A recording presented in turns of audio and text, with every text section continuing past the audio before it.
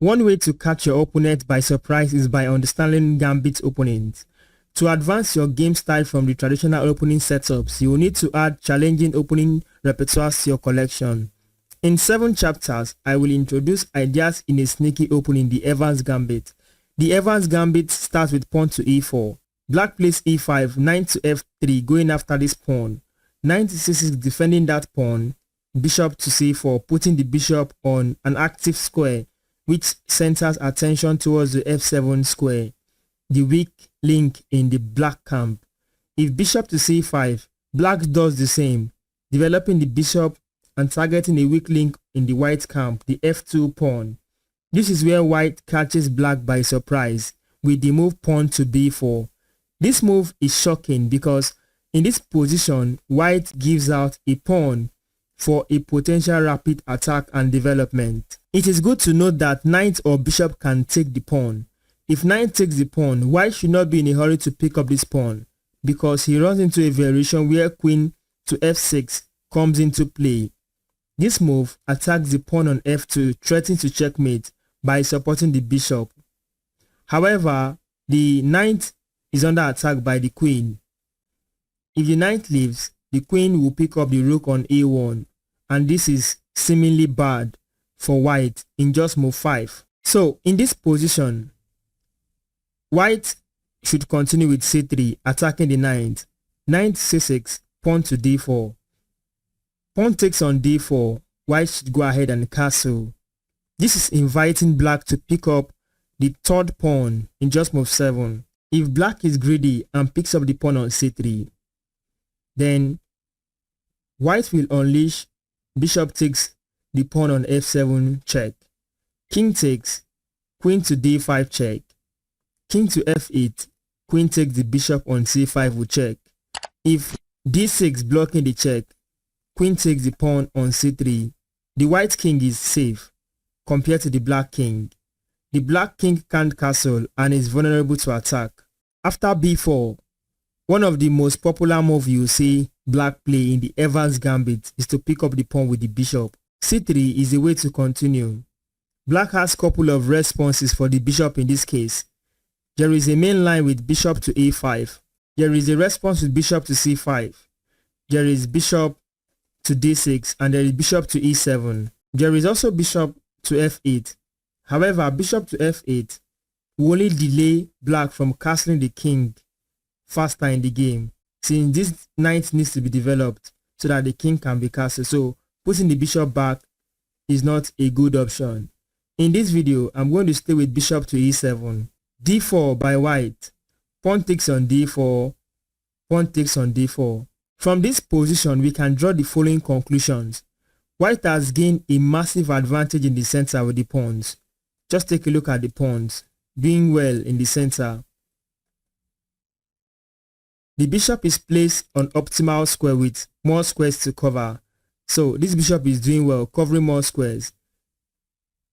Aiming at f7, the weakest square in black's camp, white can even castle the king faster than black in this position. We have come to the end of this chapter. Let's go to chapter 2. In chapter 2, we are going to see a line in this position after b4. Bishop takes on b4. We just talked about after c3 where bishop went back to this square, e7. Let's go with a line where bishop to a5 was played. How do you continue as white? There is a continuation with king castling and there is also queen to b3. With queen to b3, you can instantly see that the pressure is now piled on f7 square. However, after bishop to a5, white should go with d4. After pawn takes on d4, this pawn is pinned to the king. Queen to b3 can now come up. This move is tricky. Actually, we have divert attention to the queen side. The queen and the bishop joins forces to attack f7 square. How can black continue from here? Black would go with queen to e7. White should just castle. If bishop to b6, pawn takes on d4 is valid. However, we can draw conclusion here that white, bishop and the queen are beautifully placed. The queen cannot take this pawn because of he runs into rook to e1. That pins the queen to the king. If black takes in the center with the knight, after knight takes, bishop takes, knight to c3 is okay. In this position, white has carefully activated most of his pieces. Look at the structure of black pawns. They are still passive in the position. The light squared bishop from the black camp is still in the startup position. Then white is even threatening to toss the knight to d5, attack the queen with tempo, develop the bishop, and so many ideas is in place. So let's go to chapter 3. In chapter 3, there is an idea here you need to see. After this response, e7, where white plays d4. Instead of black taking the pawn on d4, black might choose to play d6. In this position, black tries to keep control of the center with d6. However, you've seen me play queen to b3. Queen to b3 is still valid here. This is a common move in the Evans Gambit to attack f7 square. Black can come up with an idea with knight to a5. However, in this position, this allows white to do bishop takes the pawn on f7 with check. King to f8, queen to a4. King takes the bishop, queen takes the knight on a5. Black king cannot castle again. White should have a good game from here. In chapter 4, there are sidelines you should see in the Evans Gambit after this. In this case, there is bishop to a5. d4, pawn takes on d4. White castles right away. In this position, if black goes for repositioning the black bishop to b6 instead, here white should just go with pawn takes on d4. If d6 comes up, trying to open space for this light square bishop, develop the queen and castle alongside, well, you can go with knight to c3. White continues his development instead of queen to b3 in this line. Here, the reason why we cannot play queen to b3 instantly is that after knight to a5, attacking the bishop and the queen, if white goes with this variation, the knight is untouchable and white will just lose a piece. So instead of playing that, we recommend playing knight to c3 in this position. And check this out. There are responses that black can play here, and how can black get into worse position with the kind of response they play. First, let's look at knight to f6. If knight to f6, there is an instant pawn to e5. White pushes pawn to e5 to challenge the knight on f6. In this case, pawn takes on e5, bishop to e3 is played. Instantly, we are developing the minor pieces, putting them on optimal squares to create panic in black camp. Black cannot easily develop any pieces here because the king is still in the center and we are cooking up attack on the king. However, in this position, if black goes with knight on g to e7 instead of knight to f6, then we can just simply play knight to g5. You see, taking advantage of the pressure on f7. Black thinks he's safe by castling. Well, queen to h5 is simply crushing. h6 to prevent the queen from coming here to make checkmate. Black want to play h6. Knight should take on f7. Well, if rook takes, queen should take with check. After the king move, white is up an exchange with a very good attack.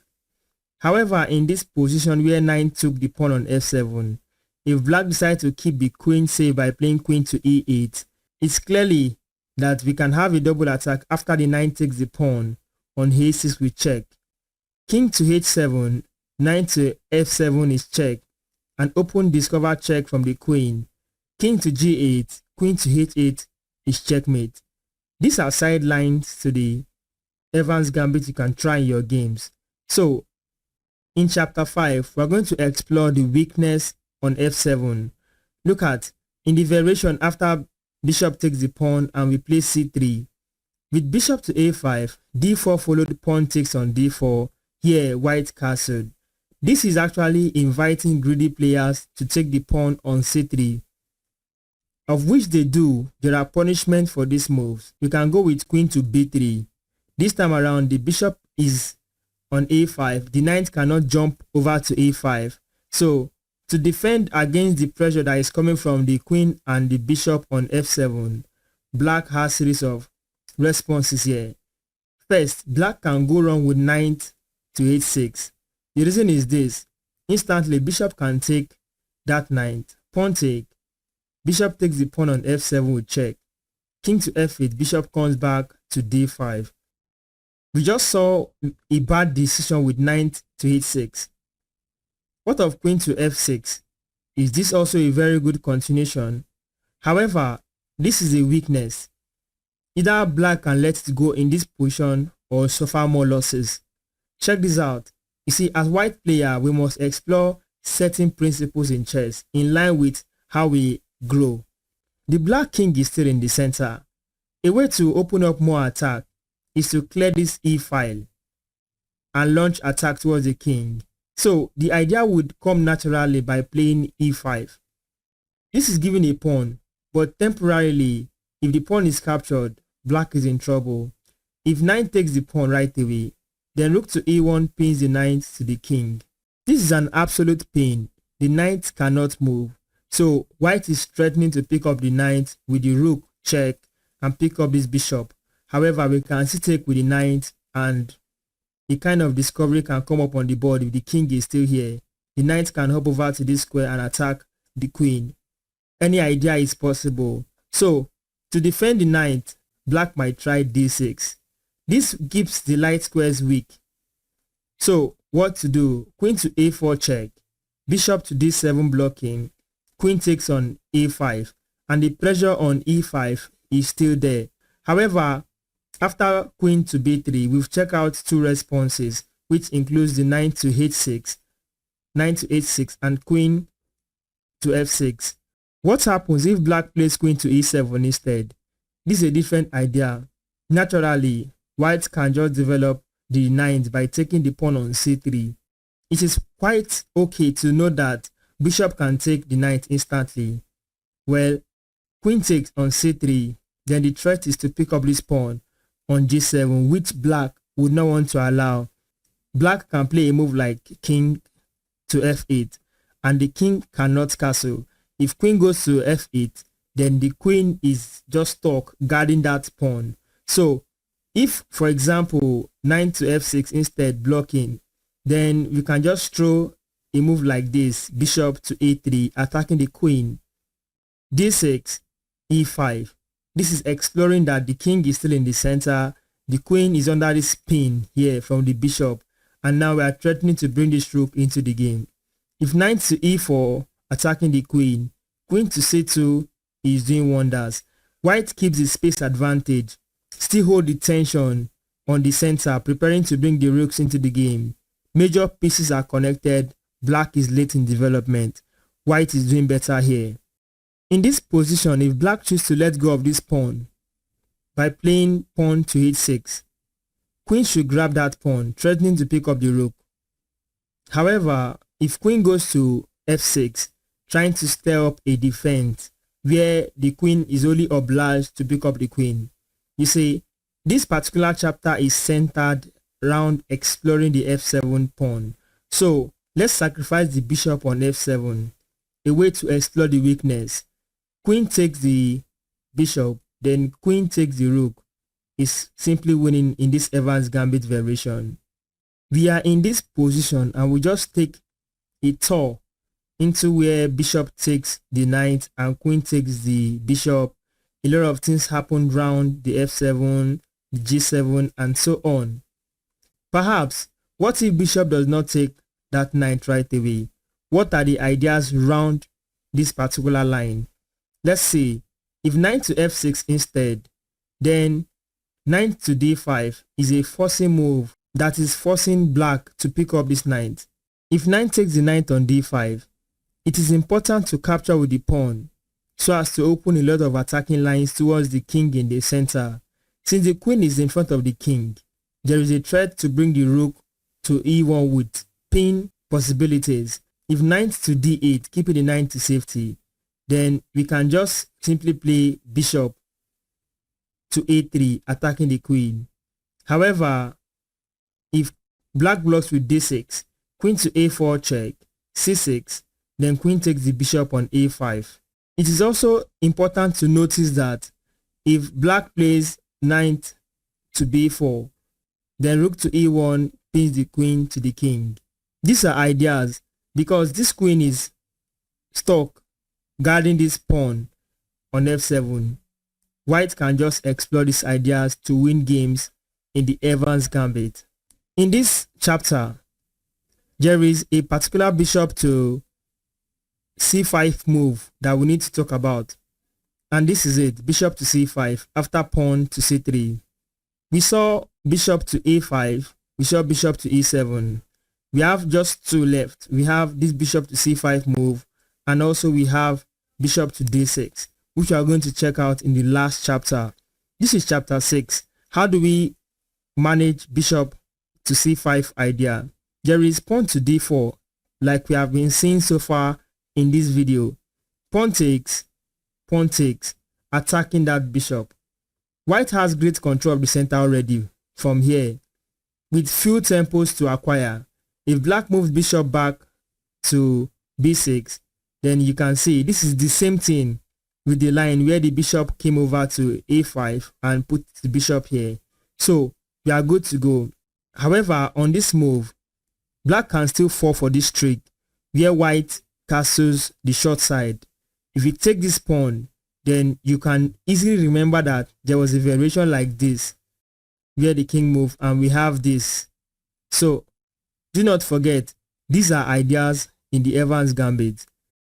In this last chapter, which is chapter 7, the Evans Gambit can also lead to solid variations aside from the open variations we have seen with a move like bishop to d6. With bishop to d6, it is clearly obvious at this point black is preventing the early development of this d pawn. Black will try to find another route to develop the light squared bishop. The natural and traditional way to continue in this place for white is to play d4. Black has a couple of ideas with knight to f6 and also queen to f6. Let's check out queen to f6. White castles, bringing the rook into the game. After a6, preventing bishop from coming to this square and harass the queen. Rook to e1, knight on g to e7, knight on b to d2, b6. Trying to bring the bishop into the game via b7.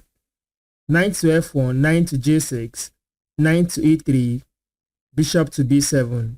After knight to j4, attacking the queen, queen to e7, bishop to d2, bringing in the last piece to attain development in this position. What you notice is the black king is still in the center. The queen is in the front of the black king. The rook is there. White can cook up attacking lines. Black has a delayed castling. Since the king is in the center, the rook are not developed yet. This is a sign that white can prepare an attack. Black pawn structures hinders the mobility of his pieces, especially these two rooks. And if you check it out, this pawn is preventing this bishop from activating. In this position, engine says the position is equal, although I see white having more reach than black in this position. Right from here, after d4, we just saw queen to f6. Let's throw through knight to f6. White will castle, black will castle, rook to e1, h6, the same idea, stopping bishop from coming over to g5. Knight on b to d2, rook to e8, queen to b3, pressuring f7 square. Black spot this and play queen to e7, defending a4. It is good to know that for the cost of a pawn, white has more pieces activated than black. Looking at the pawn structure for black, the pawns are still in the initial positions compared to white pawns which are in dominating positions. We have come to the conclusion of the Evans Gambit. If you enjoyed this video, do not forget to subscribe to this channel for more. Like this video and share to your friends. See you in more videos on the chess opening.